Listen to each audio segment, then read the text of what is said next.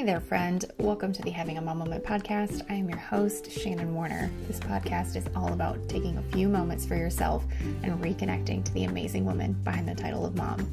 You have so many plates spinning at any given time between your kids, your partner, your job, maintaining a household, etc., etc. But where does taking time just for you play into that? Let's spend some time together, you and me, right now. We're rebranding a mom moment to those sacred moments you take to fill your cup first. Let's connect, tune in, and tap into what makes us the incredible women that we are. We'll nurture ourselves first so we can be our best selves for those we pour into on a daily basis. We'll also bask in the beautiful wisdom of other moms to learn about the ways in which they've tapped into alignment in their own motherhood journeys. Come on, mama, it's your time. We're having a mom moment.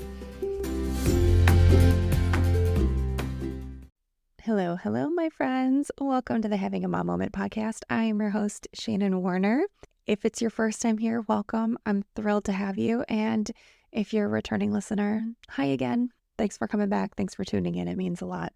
Before we dive into this juicy conversation, I first have to announce, because I'm so excited to share, that Motherhood Momentum Maternity Leave to Working Mom Mastery, my one-to-one mentorship program, is available. We know that motherhood is one of life's most incredible journeys, and the transition into working motherhood can be so overwhelming, but you don't have to navigate it alone. I understand the unique challenges faced by career-oriented mothers-to-be and new mothers. From the excitement of pregnancy to the demands of returning to work after maternity leave, navigating this transition can be very overwhelming, but it doesn't have to be. This personalized one-to-one mentorship program is designed to empower you to thrive in both your career and your role as a mother. Through individualized attention and tailored guidance, let me support you at every stage of your journey, helping you overcome obstacles, build confidence, and achieve your goals. Becoming a working mom may be the most transformative experience of your life. Don't walk it alone. And if you're past maternity leave, that's okay. It is never too late to start getting the extra support to help you navigate this space. The link to all the details is in the show notes. And if you just want to know more, there's a link on that page to book a discovery call with me to find out how I can support you in this journey. And I know a lot of my listeners are done having babies, but if you know someone who is getting ready to embark on this journey, it would mean so much if you would share the information with them, because I'm sure you can reflect back on your own experience and find times where you thought, damn, I wish I had some help. So again, all that information is in the show notes for you. And if you want to learn more, let's book a call. Let's chat.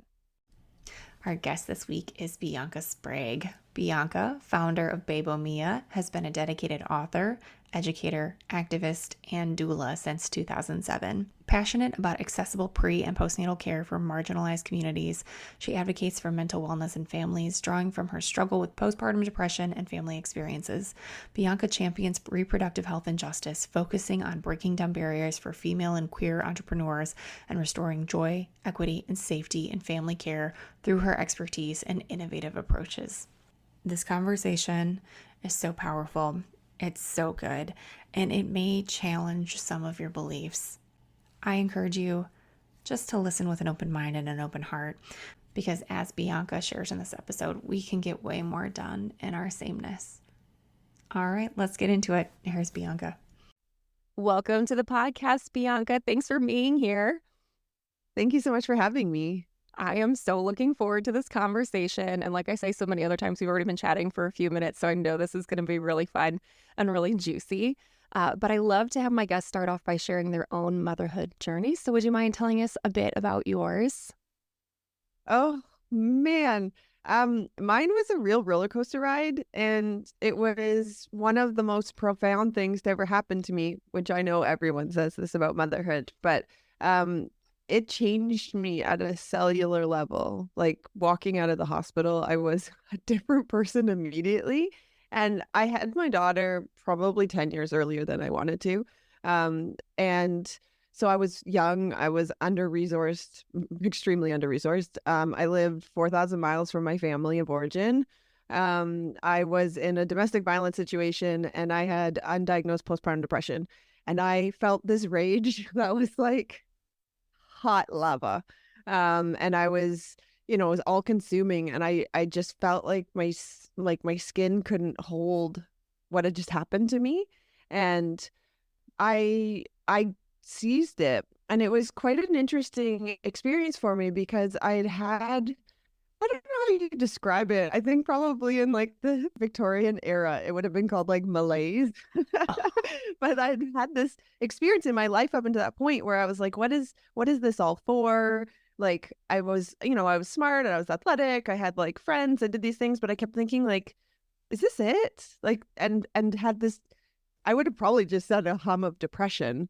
I felt so disconnected from the planet and from being alive. And then it felt like such a shock, like this cold water in my face to now have so much of this feeling. But it wasn't what I was expecting about motherhood. It didn't look like, I didn't pick up my daughter and cry at the hospital. I had to work so hard to have an uninterrupted, physiologically protected pelvic birth.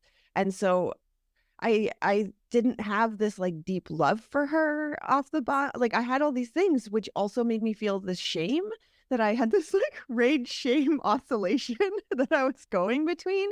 And I knew that I had to do something big. And it hit me like honestly in the first 72 hours after Gray was born. And I just paced my house thinking like, I have to do something big and I have to get the flip out of this house. Like I will not raise my daughter in a house like this. And so it was, that was like a really, really profound origin of like this massive sensation that I had. And I found doula work actually I took my doula training because my plan was actually to be an obstetrician. And I realized in my own birth that the relationship that doctors had to birth was definitely not what I imagined. And I wasn't sure if I wanted to go the midwife route just because it was regulated. And so they're actually restricted and have become doctors light. Midwives, if you're listening, I love you. And you got stuck with the patriarchy limitations.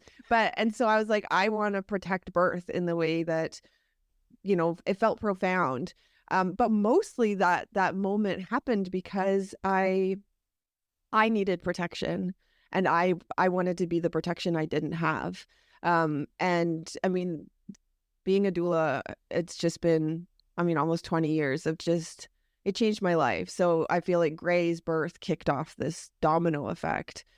So I would say like that was the kind of origin of my motherhood journey. And then I just started kind of like fumbling along because I believe in the attachment theory and science, not attachment parenting. Attachment parenting is this muck of intensive mothering model, right? Like, because it's lacking the intention. And that's what I discovered because I was like, okay, well, I didn't feel very connected to Gray. And so I thought like, I'll strong arm into this and I'll just do the markers of what a good mom would do. And a good mom would have the baby in the bed, and a good mom would wear her all the time, and a good mom would feed from your body. Since my politics have changed dramatically, but I thought like I'll go through these motions. I'll go to playtime. I hated every second of sitting in that circle playing patty cake. And so I just kept doing this all the while starting this business so that I can get into safe housing for both of us. And so I oscillated again between this kind of in response to that shame, adopting this intensive mothering model, as well as this rage that I hadn't found my outlet. I have since found my outlet, but at that time I definitely had it. And so it kicked off this, I started a movement, which I didn't know that that's what was going to happen. But I started a reproductive health and justice movement, which now has members in 49 countries. And it was like the most profound outlet for all of it. It was an incredible healing journey. But it was full of a lot of deeply uncomfortable feelings for a very long time. And so only now, Gray's almost 17, now I'm doing the love relationship part of mothering that I didn't get to do when she was little. And I'm trying to like get it all in before she goes to university, because I've sorted my stuff out and I know what is important about the role of mom, and it is not the work of motherhood, which is what a lot of us are really bogged down in. Oh my gosh. please, I know exactly what you're saying, but in case someone is listening and we're like, wait a minute, can you please expound on that? Because it's big. Oh, I super can. So when we look at motherhood, there's two pillars. One is the work of motherhood. One is the relationship of motherhood. And the work of motherhood is the shit we do all day long. It's the register for summer camp. It's the buying gift for the birthday parties, which are every weekend. What is that? It's the buying shoes. It's the remembering the diapers. It's the getting them to Cairo. It's to like all the things. And it spans all moms. So this isn't a class-based thing. This isn't a race-based thing. This is like whatever gender expression, whatever your family makeup, this work. And I mean, if you want to get real nerdy, I have a program that we talk all about this where it's essentially the same concept of the industrial prison complex, because they need our free labor. The world runs on the free labor of mothers. And as long as we keep putting it together of like, this is this godly role that mothers are, where these like sacred things, which before there was a little bit more, we were protected in a different way. But now all you have to do is connect it back to, this is what a good mom would do. A good mom will drop off cookies. A good mom will volunteer at the school. A good mom will show up and watch all the dance recitals. A good, all these things. And so it's so hard to like peel it apart because they just became inextricably linked, all these like this slog, and it's only us doing it. And so I know there's all the jokes about like dads and all of the stuff, and he's a good dad, and and we make the jokes about like people say that he's great because he went to the park that time and all of it, but that's all still relationship stuff. Going to the park and being able to just stand there with eye contact with your kid and just watch them and not be like making your shopping list while you do it, or not be, on your phone, because that is the only time. I'm not even talking about the Instagram scrolling, but even still, that's your free time. Like, it's the relationship is the time that you can sit on the floor and hang out with your kid the way you could with your friend, where like, you have your friend over and you sip kombucha and you eat cheese and you like chat about stuff. Who has time to do that with their children? Because we're so tired. And so we get robbed of that part.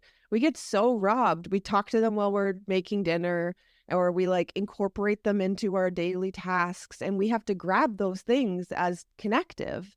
Versus like, I don't know, like you and I could probably have a good time shopping through Costco together, but it's different than if we were like sitting giving each other undivided attention. Like we could do functional friendship. But that's the extent of it, because we don't have any time. So moms, it's not your fault. You're doing amazing. This is the patriarchy giving it to us yet again. Oh my gosh. I'm just like nodding and like just preaching. So much of this is resonating so deeply, and it's such a mirror to my own experience. The thing when you said volunteering at school, so give it to me, Shannon. Like, give it to me. This messes me up because I was a school teacher before I left after a few years, and I was like, this is ridiculous. I'm exhausted. I'm doing too much, and I make nothing. Like, I broke on top of it all and left. But now I have this weird, now that my daughter's in elementary school, I'm like, well, I should go volunteer for that thing. Like, I should go be a mystery reader, and I should go do the classroom parties. And finally, she's in first grade this year. So this is only year 2 of experiencing this with her. I'm like, why do I feel like I should? If I want to go because I know she'll be excited to see me and I want to take part in that with her, fine. But like volunteering for the book fair and the Santa sale and why do I feel like I am the one that needs to go? So it's interesting the way we internalize those things. Some parents had the feeling they have the bandwidth for it. So I'm like, great, that's the job that you have. Just that I don't expect them to be down at a rally for Black Maternal Health Week. I've got that. I'll carry that. That's my responsibility. I will be there. I will fight on our behalf. One is not better than the other. They're just all jobs that need to get done. Right. And so I remember when Gray, she went to a like really hippie outdoor school. And so I actually found it like pretty easy to volunteer. Like it kind of felt like I could drop you off at school. We go outside. We help with some weird stuff outside. Yeah. Like it was a little less intense. And then when she got flagged in grade 3 for giftedness, which is a gift and a curse. And so she went to a gifted school, and the first time I went and volunteered, so she would have been like grade 4 or 5, I guess. it was like the meanest snake pit I could ever been to. Like the moms were like so mean. Oh. And then I looked at them and I realized this is the only place you have some power. And that sucks. Like that sucks that you have the PTA and that's it. Because you're probably pretty lonely. And so when I was, I mean, I ran seven-figure corporation that I started from my like kitchen with a baby attached to me. So like I know business. And I remember I helped with this bake sale and they just kept like berating me. Like, go put that stuff over there. That flow doesn't make sense. Move the brownies over here. The popcorn station should be there. And I literally just let these women like take their shit out on me for like 2 hours setting up. And then at the end, I was like, great. Did it matter if I was there for you or not today? And she's like, no, I didn't even notice that you were in the atrium. And I was like, do you mind if I just write a check for $200 for the next bake sale and I don't help out? And she's like, no, I don't care. And I was like, great. So this doesn't mean anything to you? Like, this doesn't have some other representation? She's like, no, not this one. And I was like, excellent. I will never go back there again. I will put together stuff for the food drive. I'm not even going to bake shit. I'm going to send cash. Yes. We are on the same level. Yeah. It's so interesting when you get in those dynamics. I've been in that space too, like with the Santa sale, and these women were just like, do this. And I was like, okay, I am here to help from 1 to 3, whatever you need. That's fine. Yeah. Fine. And then I'm going to leave. But I was like, if this is what you need today, you're probably not getting anything out of it being unkind to the new mom on the PTA. But like, I just felt like it was such a symbol of the fact that like they were just so in it, and their motherhood had become their identity, and they were treated like crap at home if they were in a hetero context, like period. It's just, the inequity at home for hetero couples. There's a book I love, actually. It's called The Tragedy of Heterosexuality. Ooh. And it's such a good read, and it feels like I feel so much grief for what's happened because you have this draw to be with men, and we live in a like intense oppressive dyad with men. And I listen to my friends. Oh, everybody, I'm a super dyke. I don't know if that needed. I feel like I should qualify this.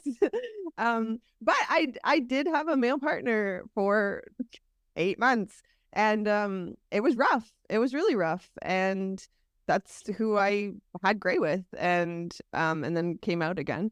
And it was pretty terrible. I mean, he's also just pretty terrible, but it was, I have tons of compassion and empathy because I mean, the research shows that even when families feel like both parties report a 50-50 split, like where they even time chart, by the time they get to the bottom of the time chart, the best we get is about a 70-30. And that will clock as 50-50 to couples. Yeah.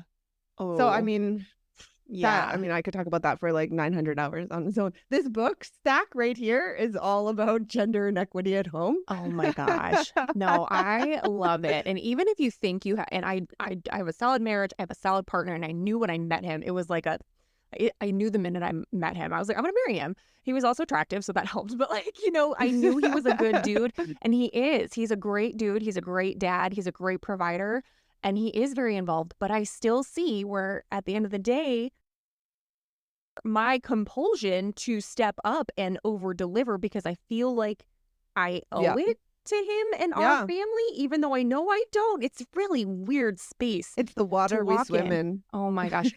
But my best friend from when I was 12, she's going through some stuff and ending her relationship currently. And I told her, and we've agreed, like, if anything happens to both of our spouses like we are moving into a compound, we'll both have an end of a house, and we'll just raise our girls together. Like, totally. I have a whole group of women that are like in the process of divorce, like straight, gay, asexual. Like, I've got this posse, and we're gonna have the nicest little compound that you ever did see, where we all have just this platonic cohabitation of order and like the right energy and like just all the stuff. But it does make motherhood really challenging. It makes motherhood challenging in situations of inequity and oppression, and I mean, it just gets a little bit more complicated the more buckets of more identity groups of marginalization. So when we're living in big bodies, when we're under-resourced, when we're racialized, genderqueer, like all of these things, the parenting experience just gets more complicated. Can you talk more about it if you don't mind going deeper? Because my guests so far have been straight, cis, mostly white women, most of us married. So I would love some perspective from another angle and what it's like to walk through motherhood in your body, in your experience. Yeah, I mean, so I'm personally like queer parenting is it's got a very unique set of just like characteristics, I would say, just to like not have a positive or negative to them. But what comes with queerness is a lot of times due to the nature of homophobia, like the world that we live in, is that so a racialized family, obviously what happens for Black and Brown and Indigenous peoples in Canada and the US is just abhorrent. But they have their community with that shared experience. And queerness is really isolating because a lot of times you're asked to leave your place of worship. I mean, that wasn't my situation because I don't practice religion, but it's a common thing. You potentially can't be out at work, and a lot of people lose their family of origin. And so you go into parenting, it's very lonely, and you have to actually build your chosen family. And so a lot of times it's kind of been like adopted by lots of people, like, oh, chosen family, and you hear it all the time. But when you look at it, it's a queer concept. And when you look at it, it's because you have nothing else. Like, I don't have any biological family that I make contact with, neither does Gray besides me. And so the people I build are like Gray's community parents, and they fill the role that everybody who would take for granted, like, you know, Thanksgiving dinner. I mean, we don't do that. We call it fall harvest, but like the holidays and all of these things, like we don't get cards, and we don't have a guaranteed place to go and all of that. And that is a really common experience for queer parents. And I work almost exclusively with queer families as a doula.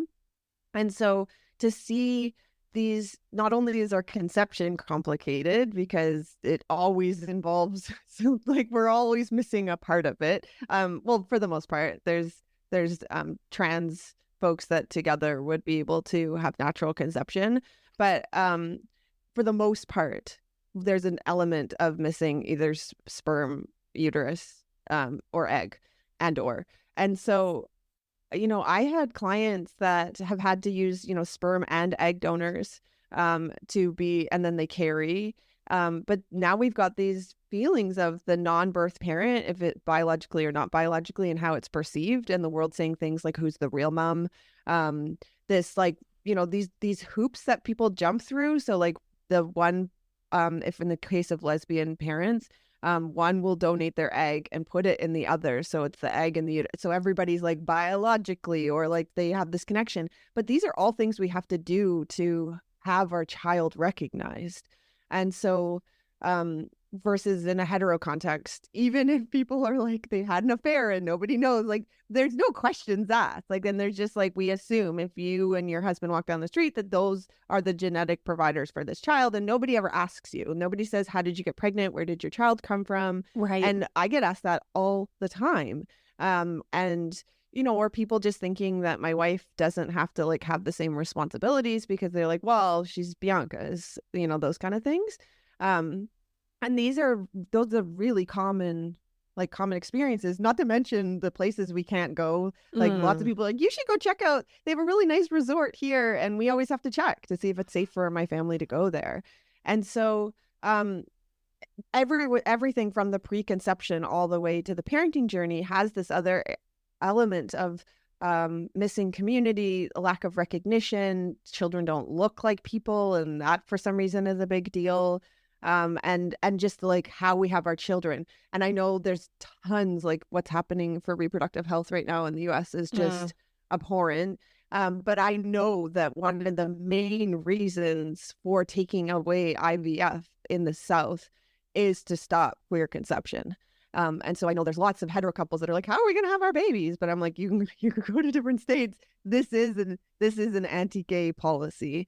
And so there's literally laws stopping us from having children. I have couples who, actually one of my friends, her wife had a stroke in childbirth and was in a vegetative state for about 3 years at home with my friend. And then the wife took a turn. And so the gal in the vegetative state, she was actually taken back by her parents. But because she was the birth mother and the state didn't recognize my friend, the grandparents got the daughter and the baby, now he was like 3 or 4. And she was never allowed to see him again. They moved him away and she never saw her son again or her wife because the laws were set up that they didn't recognize same-sex families. Yeah. And so, you know, these are the things that I see. I see this all the time. And again, not to mention just like hate speech and like lack of safety everywhere we go. But so any time that we're in these buckets, and then if you add anything, again, like you live in a fat body or a plus size body, whichever language you prefer, the world already has then this like fat bias. And then if you have like, if you're any other gender besides something that someone would recognize as like, you're a female. And so it just complicates it more if we're looking in the gender expansive or trans community. And then again, if we add race, like to what happens to racialized folk. And my daughter's Black. And so we've got a whole mixed bag here, a big group of neurodiverse, queer, mixed race. And so, you know, we lack safety and in most places the spaces that we move through. And that's the shit that a lot of people who look like me don't realize. Oh, sorry, go ahead. Yeah. I get so I don't fired want to up. specifically call you out, Shannon. No, but I mean, like, I Oh, get me to too. move through the You world should- differently. Yeah. And the talking to folks, like if people are like, ooh, I'm realizing I have big gaps in understanding. Go out and like just talk to folks that you would not normally talk to, because we'll also realize the sameness. And so in my program, I train doulas, and our program is so comprehensive because I want people at the end of it to have changed their lives. So like, great, you're going to have the skill to be a doula. You're going to be able to make a great 5, 6, maybe even 7-figure business. I teach you how to do all of that. But I want you to be politically engaged, and I want you to participate in humanity. And so, and I do it sneaky. So it's a doula school, but it's really got all these ulterior motives to have people wake up. So the majority of my students are American. And the US, it's wild. It's very different than Canada in many things. Lots of things were the same. But people come in and saying like, I've never met a trans person, or like, I don't understand why you say being Black kills you in the hospital. Like, I don't understand what these concepts mean, which is just where you are. And so a lot of times people are scared to ask these kinds of questions because they would just get obliterated and torn apart due to the lateral violence on the left. That's just what happens because we're all a bunch of traumatized people, because the left attracts people typically from oppressed groups. And so in my community, I'm like, this is a space where you can ask those questions. So if you don't understand like where babies come from for queer people, we're going to spend 3 hours, and we're good. At the end of it, not only will you have a deep understanding, but you'll also have compassion, and you'll realize that the issues that queer families go through are the same as yours. So like, we still go through exactly the same things of, I hope my daughter's resilient. I hope nothing bad happens to her. Am I making the right choice not letting her go to the party because she didn't do her homework? Like, did I teach her the right values? Did I share too much? Did I not share enough? Should I do a white lie here? How do I explain white lies? Because I've told her about integrity. Like, these are the same things we all have, plus picking up dry cleaning, making sure we pay the hydro bill, and dealing with a toilet overflowing. So like, that's where we can see the sameness. And so at the end of my program, especially because there's a lot of very deeply religious folks, I find more in the US, who come through our community, and they're really drawn to birth work and seeing as an extension of their faith. And so I know that right off the bat, we're going to talk about medical abortion. We're going to be talking about same-sex families. We're going to be talking about trans rights. Like, you're welcome to come in the community, but we're going to be talking about this, and we're not debating it. We're not going to debate racism. We're not going to debate choice. We're like, this is where you can come ask questions, you can come learn, but like, this isn't a platform to fight about this. And to see folks at the beginning be like, I'm pretty sure you're still going to hell, which I can hold. I'm like, I see that as you love me and you're worried about me. I'm not like, I'm not even upset about that. But at the end where they're like, these are families that need help in the exact same way. And I'm like, yes, great. Yes, this is what I want. Yeah. And I have people on my team that believe I'm going to hell. And I say, like, I bet that must feel really scary for you. I bet you're worried about me. I'm sorry that, you know, I was born this way, so I don't know what to tell you. Right. But I think that we can get way more done in our sameness and just having that understanding. So everything I teach is always from first and foremost a queer and racialized perspective, because if we can understand the experience of racialized and queer folks, and if our needs are met, then for sure everybody will be safe. And I think it's been quite a profound journey. And I didn't start this way. I mean, I always started queer, but I didn't start teaching from this perspective. But now knowing, if we like don't focus on dominant culture at all, that's like white, able-bodied, cis, hetero, owning class, if we don't share from that perspective and center only folks living with visible and invisible disabilities, folks in big bodies, folks that are gender expansive, racialized peoples, like it's a profound thing that we move so much faster, because everybody knows the urgency around it. And if we're safe, everybody will be safe. And so I think it's an important message. It's Black Maternal Health Week right now. And it's a really, if we can make sure Black mothers survive, then it's a guarantee everyone will survive, because, you know, they're dying at a rate in some states 20 times over white women who are birthing in the hospitals. And so it's an important concept, and it can really shift the places that we judge, and like bringing it back to specifically motherhood. We're the most judged and we're the most hard on ourselves and one another. And I know before I used to watch things like, oh man, I was so judgmental. It was in my spewing rage. I didn't know what to do at the time, but I lied a lot. I lied to myself. I was very unkind. And my dad actually died in 2012, but death by suicide. And it was so like, I remember the first thought was, my family's not a family that happens to. Like, we have cottages, my dad's a lawyer, and our house is nice, and we do family photos, and like that, what? We're not that family. And I realized any family can be that family. But I saw how similar I was to him, this like stoicism and like pretty judgmental, but like linking it to being so smart. And I was really, anyway, I can't say how unkind I was. And I knew in that moment that my heart was broken and I could have it break open and stay open. And it was really scary to connect to that vulnerability. And the first time I went to judge a mom, like, I don't know, like, your kids look like shit, or like, that's such a crappy stroller, or I can't believe you're letting your kid drink soda, or like whatever the thing was that I could have come up with a million, I stopped and I was like, what's her journey today? What's her experience? What do you think's happening when she goes home? What is she doing that you don't have any idea how to do? Because she has skills that you would dream of. And it changed my life. I went from, honestly, the most judgy person. I couldn't find good in anything. Like, I'd finish a vacation, people were like, how was it? I'd be like, the food was crap, the weather was crap, I stubbed my toe. Like, I couldn't find the good in anything.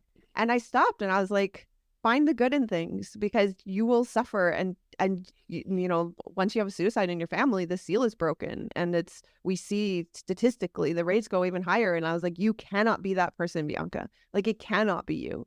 And so I went on a joy mission, and I knew it had to start with finding compassion. And I know when I'm judging somebody. I dropped my daughter off. She flew to Toronto a couple weeks ago for a concert, and we were standing at the airport, and I was like ragging on these kids and these parents that were just letting their kids run wild.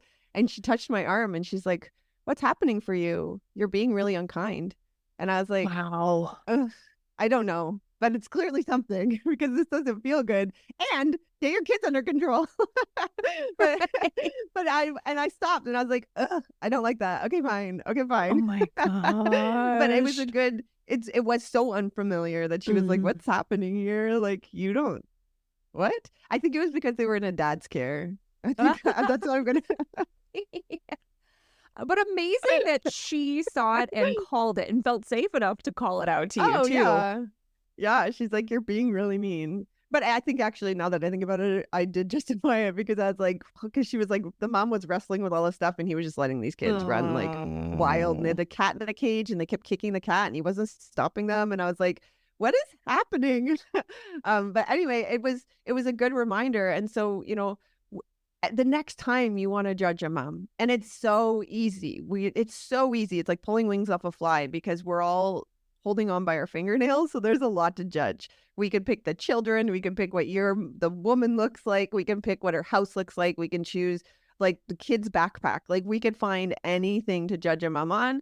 Like take a beat because, you know, we don't have the full picture. And I think I knew I had kind of like, not as a mastery, but I knew I'd flipped my entire way of thinking when my friend's a social worker and she was talking about this mom who was doing sex work. She was unhoused and she ran into problems because she put her kids in the back seats, covered them with a blanket while she was working at nights because the mom knew that was the safest place for them was to be with her. And I was like, oh, that's a good mom. And I felt it. Like I was like, that mom is a good mom because it's not like the state's helping her, Right. And she knew her kids with her is the safest place for them, and great. She was sober, and I was like, and my friend was kind of like, wait, I thought we were gonna have a like, can you believe? And I was like, that mom's amazing. She's making it work. And like, where's the other half of the genetic of these children? And where is our system? And why does she not have housing? And sex work is real work. And I bet if she could do something else and do something else for 2 hours and make $600, she probably would do that as well. Right. And why is it a thing that's a fail-safe career for mothers? Like, Right. Those are the questions, not, can you believe she's turning tricks with her kids in the car? And I was like, they're sleeping so that she can take them to school in the morning. Like, that's great. She made all the right choices. Yeah, she was failed. They were failed in so many ways. And this is her next best option. Yeah. I feel like that's when you know it's clicked, when you're like, okay, no, here's actually all the things that she's doing right. And she's trying to provide for her. They're not out here doing it for fun. She's trying to provide for her kids. Yeah. Like, obviously, she'd rather be in some safe space that's warm and has fresh food and has clean water. And like, she didn't choose this. Right. And anybody that's like, well, she probably made choices. I was like, again, why is she the one with the children? There's another parent involved, at least one. Thank you. And so, like everybody's got something to say until it comes down to bedtime, school time, paying the bills. Exactly. And so, we can do that for each other because it's really easy to find the fault in one another. And that was one of my biggest awakenings when, as Gray got even a little bit older, was how little people help and how much people have to say. And I know you've talked about this in your other episodes of just like the nonstop quote advice, criticism, and I was guilty of this as well, like being like, well, why don't you just, have you thought of, did you try? And so how little we're supported and how much is expected. It's like, it's a finish line that's ever moving. It's an impossible situation for us. Well, that's what it's called, the intensive or impossible mothering model, because it's wild. And then, a lot of people really shy away from using the word abuse because we have this like box of what abuse looks like.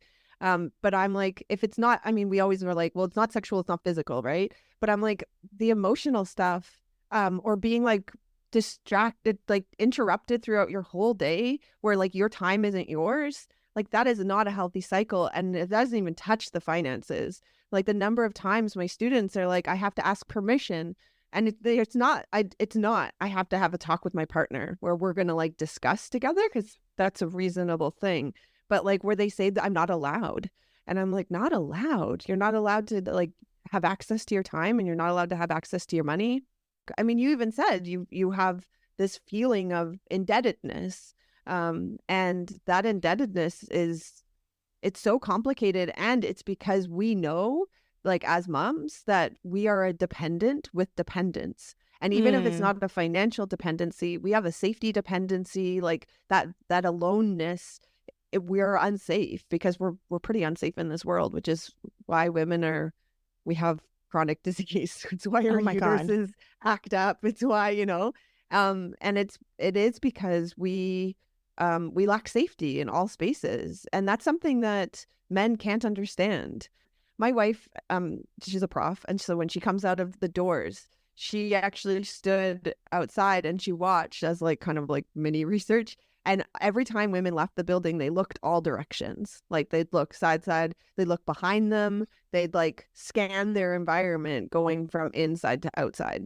And she was outside on a phone call, like pacing. And she was like, I was out there for about 90 minutes. And a man never one time even had to look, like if he was turning right, he just turned right. And he didn't look left first, or like he had no awareness. And those are the tiny things that we don't even realize we're doing it. And then you just put children on top of it. And now we have that fear plus these little humans that we are responsible to and for. And that's a hefty weight. We haven't even started with summer camp. I know. Just moving through space. I remember my mother explicitly teaching me situational awareness. I know she did it without my awareness of it, but like I remember being like, okay, as I got older, pay attention to this, pay attention to that. And I've started doing that with my 7-year-old. And I'm like, I hate this so much that there's 30 years between us. And it's gotten worse, if anything. It's gotten worse. Yeah. And you're so right. And it doesn't matter what color you are as a woman moving through this world. Like, we're all doing it. And now our daughters, come on. Like, it makes me physically ill. Yeah, I know. Gray has a tracker on her backpack and like a rape whistle. And I started teaching about consent when she was probably about 5, like the age appropriate. And then it just continued on all the way to now, where I'm like, you can start literally be in the act of any kind of sexual touching and you could stop. And so she's always like, Mom, anytime she leaves, I'm like, great. Remember, like, make good choices, consent always. If you're unsafe at any time, we will pick you up, like, no matter what. And so whenever I start the consent talk, which is the same monologue every time, and her friend, she'll be like, okay, I get it. And the number of times her friends are like, wait, what is it you're saying? And I'm like, have a seat. And Gray's like, no, Mom, we're going. And I'm like, so you could be starting and you can stop. And Gray's like, okay. And they're like, no, we don't know this. Oh my God. Like, what? Yeah. Toronto's one of the highest trafficked cities in Canada because it's so close to the border. I was like, who's not teaching you about grooming? Who's not teaching you about these consent conversations? Again, no offense, moms. You're busy. I got you. I took care of the consent conversation for your children. Well, it's scary too. I think some of us are like, okay, I'll get to that eventually, but like not today. I just can't today, But yeah, I live in Michigan here in the U.S., which has high trafficking as well because we are also close to Canada. So it is a concern. It is a concern here as well. We're practically neighbors. Yeah, I know. When somebody says they're from Canada, I'm like, I'm almost right there. Yeah, but I mean, these are like, man, being a mom's hard work. Yeah, like all of you, you're doing such a good job. You're doing every day one foot in front of the other.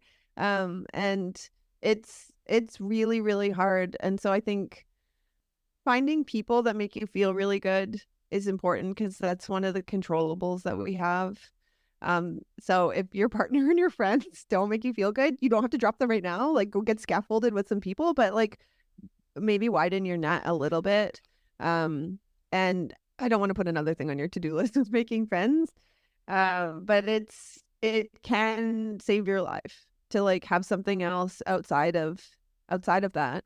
I chose roller derby. It was really great. I started when Gray was 1. I still play. Yeah. And it's fun. It's like, it has nothing to do with motherhood. Yeah. My work, like my life's work is protecting and honoring and empowering mothers. Like that's what I do literally from the moment my eyes open. My dreams are full of it. Like I'm constantly just being like, what else can I do? What else can I do?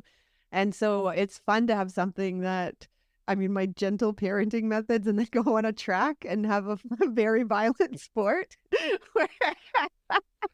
It's a nice little balance for my life. That I'm so glad you actually said that. I've started rollerblading recently. I was a big rollerblader as a kid, and we've started like a little mom's rollerblade gang. It's really it's funny. But we went to I took my daughter to the rink. It was spring break last week, and there were some moms there that were like getting really serious in the rink with kids, and I'm like, I wonder if the roller derby thing is a thing around here. And I started like, it is that maybe something I'd be interested in? Yes, Shannon, yes, you are interested in Fascinating. It is delightful. I have a game tomorrow morning, and I'm like all week just been like, it gets me like so pumped up. It's I took a little break, obviously over COVID. All contact sports had stopped, so I'm trying to get back my stamina, because I played on an all-star team in Toronto, and so I trained like 12 hours a week. And out here in rural Nova Scotia, it's like 3 hours a week, and everyone's like,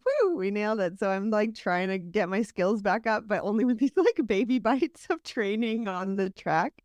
But yeah, it was between becoming a doula and playing roller derby, it saved my life. Yeah, it was a really nice balance. Roller derby is like the island of misfit toys. Like, it's like if you found us all trapped in a gym together, you'd be like, how are you? Why are you 20 people together? I love that. How are you? Why are you all in this room together? But it means it's really inclusive, and it's really, oh man, it's great. I can't say enough about it. Can we talk for a moment more about community? And I know the importance, but this is a hot button for me too, because we moved here and we've been here, it'll be 3 years this summer. And aside from neighbors, like I've got internet friends who I talk to all the time, but like the in real life connection is really challenging to build as a busy mom. So any tips or tricks or things that you can recommend? I do.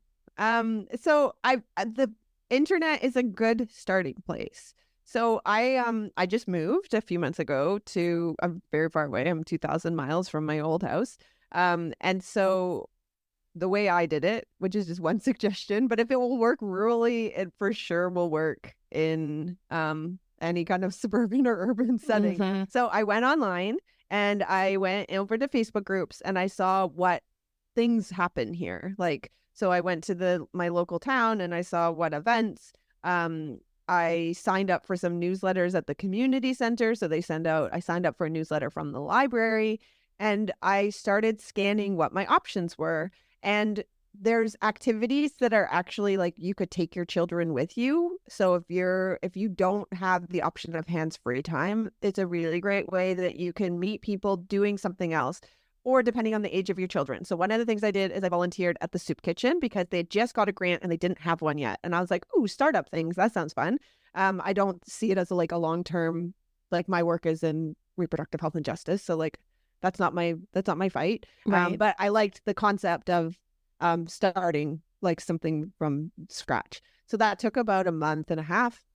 And I met a bunch of people that way. And some of those things you could bring your kids to, again, depending on their age. And then checking out what kind of interest groups are around. Like the library has really cool programming. I mean, again, if it's here in a rural community, I bet yours has better. Yeah. But they have like adult kid Lego time. And it's not for like littles. I think they have a like 7+ kind of thing, but it's like where you actually go build stuff, not where you sit and like your kid bosses you and tells you what pieces you're allowed to hold. Yeah. But it's actually like a really interesting creative space. And so go see what your local art gallery has, your museum programs, your library programs. And I'm pointing out all things that are mostly free too. So I want to make sure it's like really these tips are accessible. But if you have a budget for hobbies, or try something. So one of the things I started was Irish step dancing. So it's a type of tap. It's like a Scottish-Irish fusion dance. I have a show not this weekend, next weekend. And I'm like, when we started, I was like, oh, it's 7 months away. Like, ooh, that's so far. And now that we're getting here, I like feel like I'm going to throw up on my feet. I'm so nervous. And so my instructor, we're in the adult class, And my instructor, I was like, so these are all competitive dancers and they're like these beautiful teens and like these cute little kids in outfits. And I was like, you have to position us in a place that's like by like the beginner 8-year-old class or something. So they're like cute, but not like 4-year-old cute. And like put us around there where you're kind of maybe the gangly 9-10-year-old kids that are like, sandwich us between the 7, 8s and the 9, 10s. But like, don't put us near these teens. Don't put us near the travel team. Like, and she's like, Bianca, you'll be fine. I'll position you in a place that will showcase you. And I was like, no, I can't believe I'm doing this with children. Oh my gosh. I love this so much. I mean, I need to make some friends. And I went literally to the class and I was kind of like embarrassed and I fumbled through it and learned how to do it. It was so awkward. It was so clunky. It was embarrassing, but like it was fulfilling in a way because I got to sweat and I got to meet some people. And then after the class, I said, I don't have any friends. What do you guys do here? Just like that. And I made some friends and they took me snowshoeing this winter and like they don't take up a significant amount of my time. They're the type of friends that are cool with like a few texts in the week and then I'll see them in class. But it really filled out, you know, just getting involved. And so when I started, I signed up for probably 8 things and then I just started dropping them. I mean, politely opting out when it was appropriate, but dropping them when I was like, that one doesn't really make me feel great. And then I got to start seeing people. So now when I go to the grocery store, I always know somebody there. And, you know, there's free lecture series you can go to that are like, they're so good. Like the universities have them, again, the libraries, the art galleries, but it will take some of those steps. And I talk about first the activities you can do with your kids because that relationship dyad is a really complicated one because we almost become a little bit reliant on our relationship with our children. And, you know, you might have that if you like, for example, have a place to send your kids, but you still take them with you.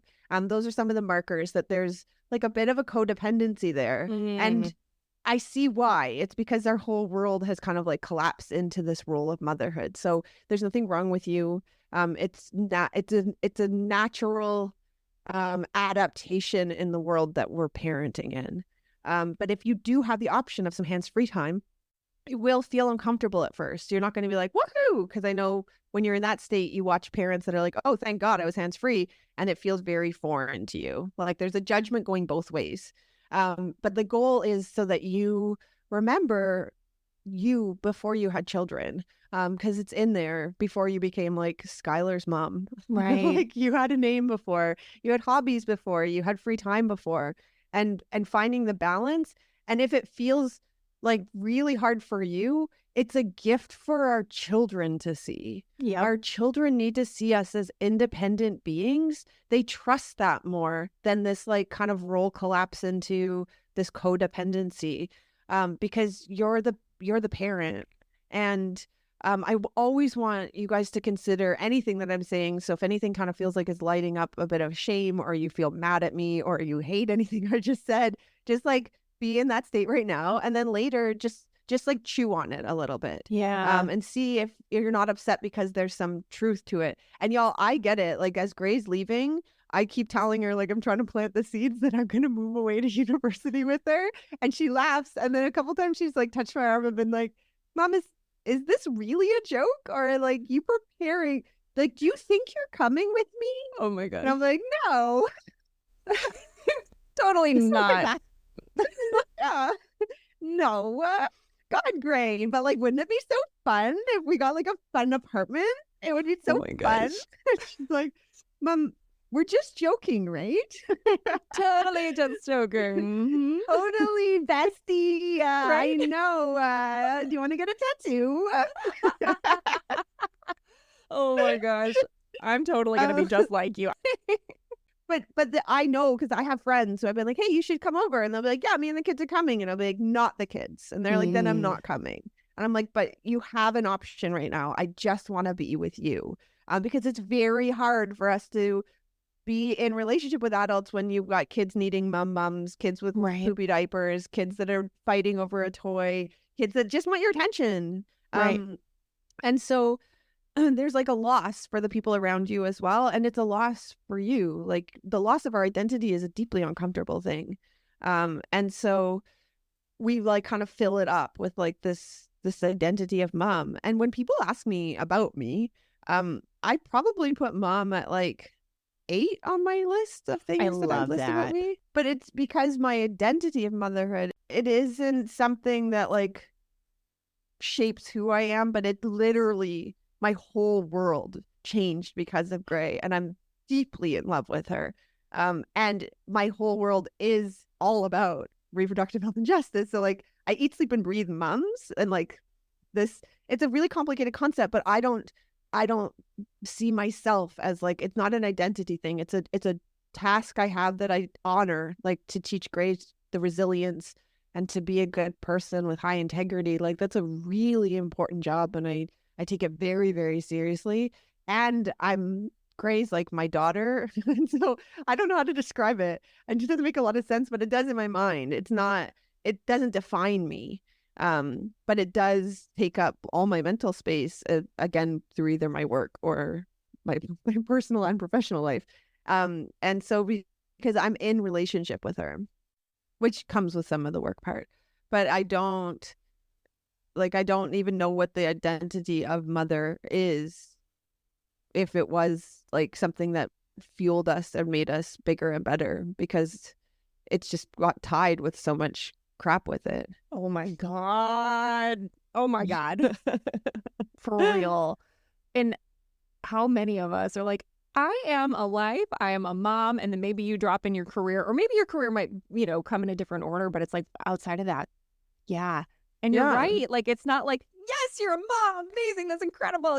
People are like, okay, yeah, she's a mom, check, know.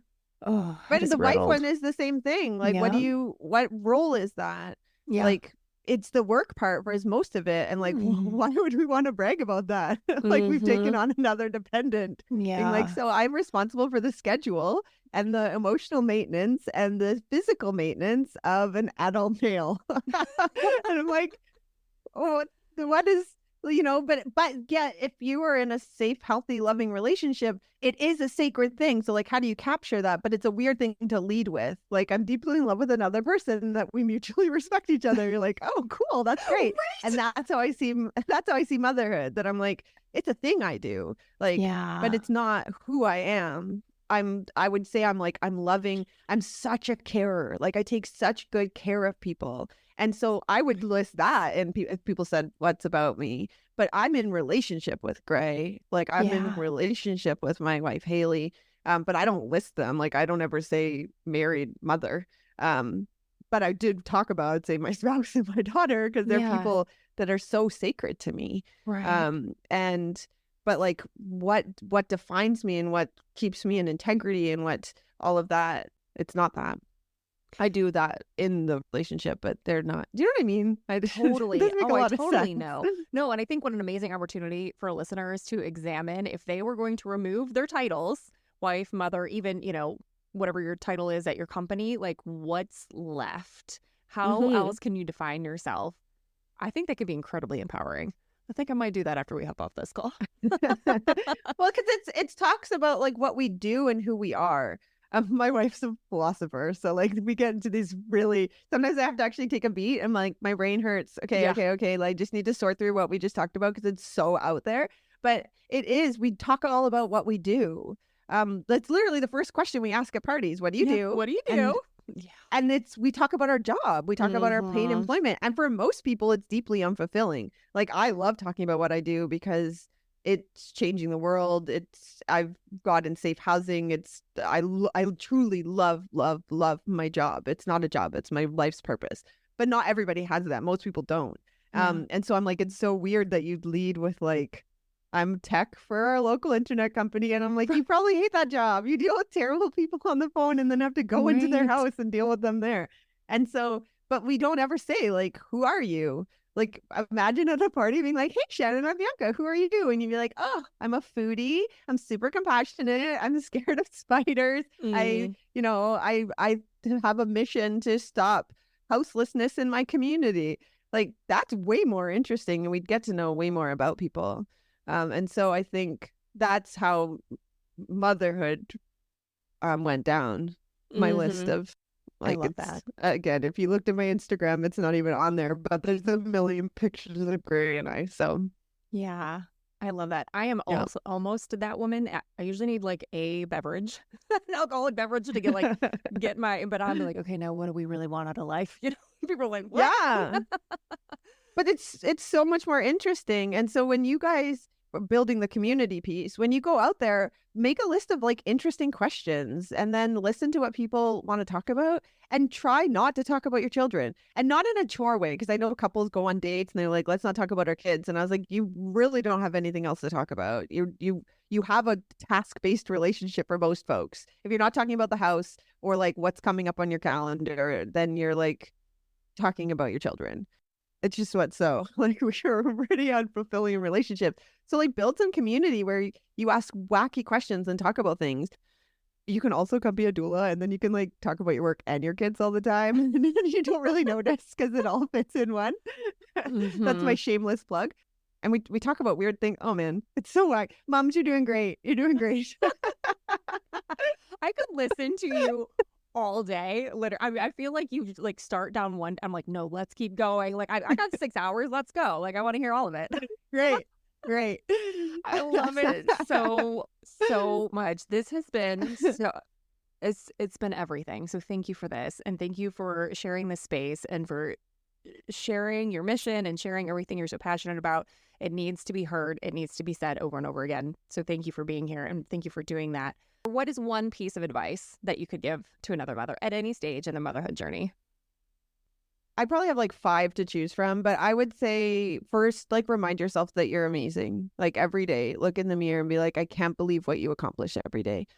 When I reflect on what I did before I had a baby in a day and I thought I was busy, and then as a mom, so you're profound, and your work is literally making the world go round. Yeah. Even if you somehow have taken on the messaging that unpaid labor is not important, or that when like anytime I hear people say like, oh, I'm just a stay-at-home mom, I like right away hug them and I'm like, you have the hardest job and I'm sorry you don't get paid for this job. And I'm sorry that money has decided the value of a job, because it's very, very hard being at the beck and call of little people, and these expectations that you're always going to do it with a kindergarten voice and bins with sticky labels on them, and that you're going to like do it with a smile. And if you're not, you're a bad mom. Like it's such a crappy carrot and stick thing that we have going on there. So, loving that what you're doing is important, and it's an insane job. It's massive. And then maybe just reflect on dialing up the relationship part, like seeing like what could you do to have more relationship focus and a little bit less of the work focus, because nothing bad's going to happen if you don't do the work part. Like, right. And like it's most of the shoulds we do. If you have should in front of it, and now Shannon, you talked about this in a recent episode, like a couple weeks ago or last week. I don't know what is time. What is time anymore? Right. It's made up. It's fine. But if there's a should in front of it, it means someone else decided that for you. And the someone else might be society. It might have been your mom. It might have been the school. Like if there's a should, it means you're not deciding it. And that's a great place to start as far as deciding, how do I get more relationship time? Because right now, a lot of you probably hate me. You're like, listen to her telling me all these things, saying my relationship's unfulfilling. But, just take a beat with all the information and these concepts. And my goal is more joy for mothers, like more joy. We have to have more joy. This badge of honor, this exhaustion as a badge of honor thing, it's making us sick. And if we don't pick joy and find some way, so I'm giving you guys like direct tips, but if we don't do it, our daughters are going to be exactly the same as us. And do you want your kid waking up next to a person they like mostly tolerate and they're mostly just in a like fear of leaving kind of thing, going through a day where you have no time to yourself? You like, it's not cute. And I for sure don't want that for Gray. And so we have an urgency. And I know we just said our daughters, but if you also have your sons, don't teach them that women are there to be like exhausted and to have no time and have no freedom and not sit on the couch and not lay there while the partner cleans around them. Like, we have to stop this cycle. It's terrible. And we're suffering in it. We're suffering with mental health.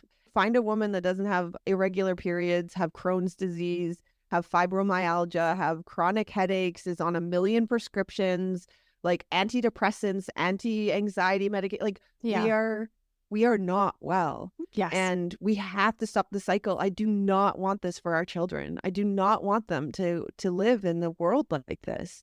And how we do it is we teach them how we want them to live. And we want them to live fully. We want them to live with passion. And it doesn't have to be passion like the movies. That's BS.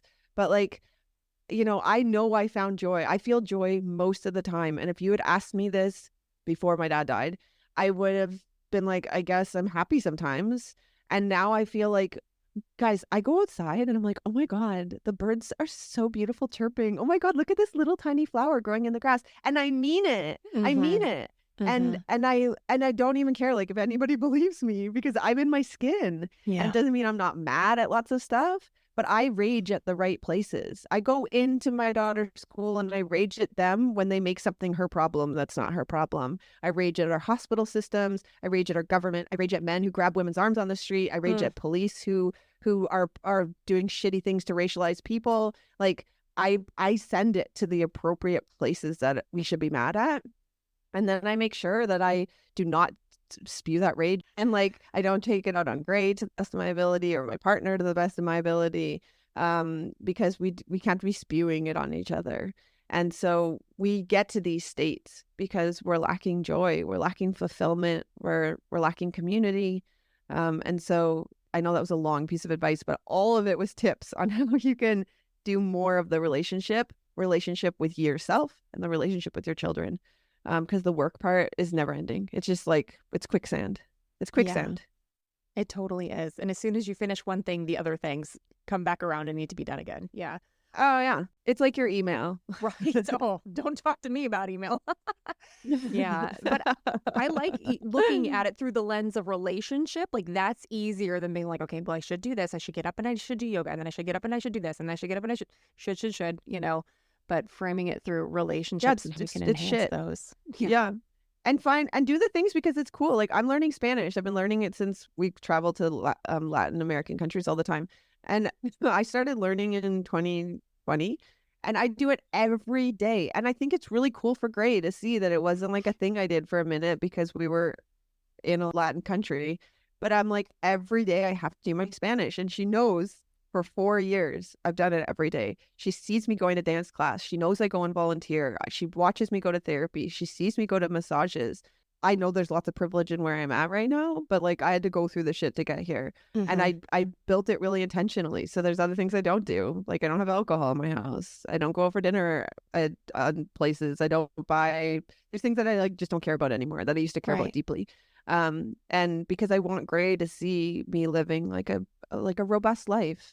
It's important. And so I don't see it as a chore because it's like once I'm there, I'm like, love it. Even though some days, almost every time I'm about to leave the house, I'm like, ugh, do I want to do that? I kind of just want to watch Netflix. Right. And it's hard. It's really hard. I'm a homebody. I'm an introvert. I'd stay in bed every day of my life happily.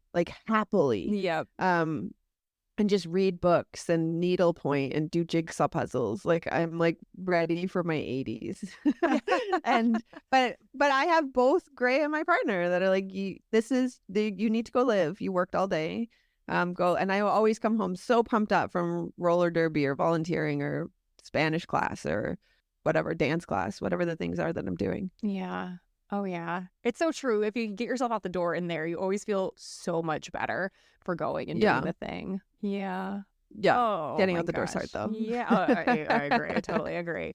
This has been so amazing. Please plug all of the ways people can find you. They can work with you. They can learn from you. Tell us all the things, please. And we'll make sure they're all in the show notes as well. Well, I made you a web page just for your listeners. Oh, my goodness. I know. So if you go to bebomia.com, that's BEBOMIA. So Bebomia is my movement I started. So bebomia.com/moment, MOMENT. There's a whole page and it's all dedicated to this episode. And there's a discount code on there. So it's moment15. And you can, if anything grabs you. But we also have tons of ways you can hang out with us for free, unpaid hangouts. We do book clubs and podcasts and activities, games days, rage chats. There's lots of stuff happening. So good. yeah, lots of ways for hang out. And if you are wanting to potentially explore birth work, so supporting folks in their fertility, birth, or postpartum periods, we have lots of programs to check that out. And again, that discount code will work for them. And it's deeply fulfilling work. It's amazing that I found a career that I get to like watch birth over and over again and hold squishy babies and protect moms and get paid for it. Because most of us are doing like care work anyway. You're doing it for free. Yeah. We're always helping people. Like, we get all the phone calls for like, how do you do this? What is this? And there's people that want to pay you to do that job. So it's great. It's really fulfilling work. I love that so much. And I will not get into another tangent, but I had to have 2 deliveries before I fully understood the impact of these births on my own world.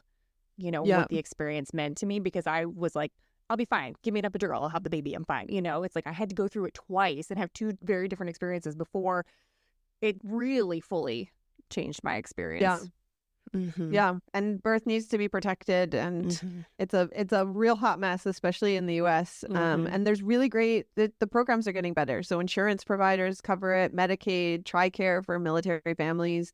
So anybody who is exploring doula work, the need is on the rise, and the compensation options are so much more than when I started this work almost 20 years ago.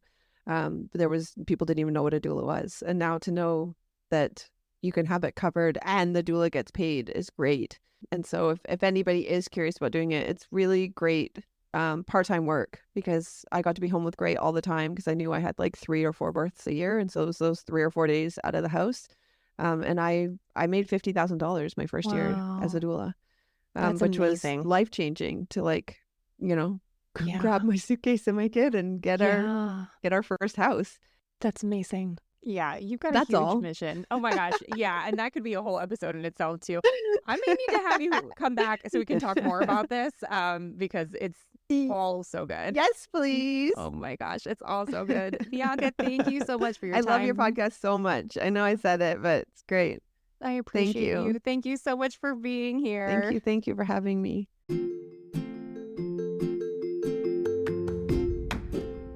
Thank you so much for joining us on this episode of the Having a Mom Moment podcast. I know how busy you are as a mom, so I appreciate you taking your precious time to join us here today.